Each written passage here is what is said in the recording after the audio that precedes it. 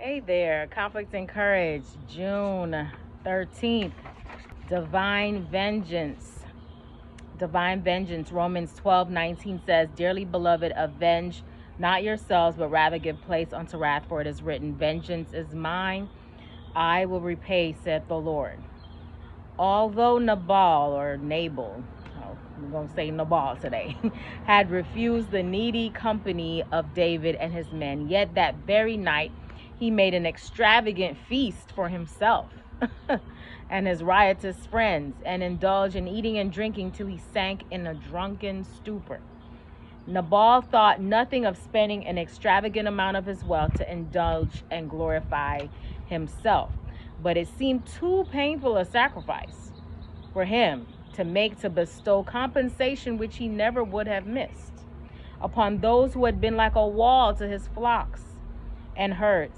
Nabal was like the rich man in the parable. He had only one thought: to use God's merciful gifts to gratify his selfish animal appetites.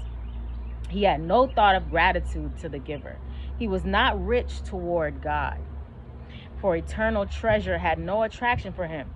Present luxury, present gain was the one absorbing thought of his life. Instant gratification. This was his God. Nabal was a coward at heart, and when he realized how near his folly had brought him to a sudden death, he seemed smitten with paralysis.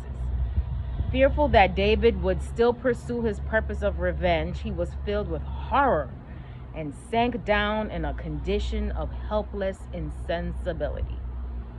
After 10 days, he died. The life that God had given him had been only a curse to the world.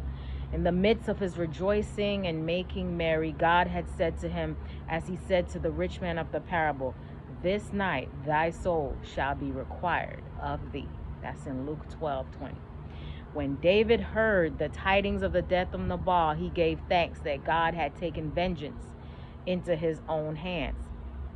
He had been restrained from evil, and the Lord had returned the wickedness of the wicked upon his own head.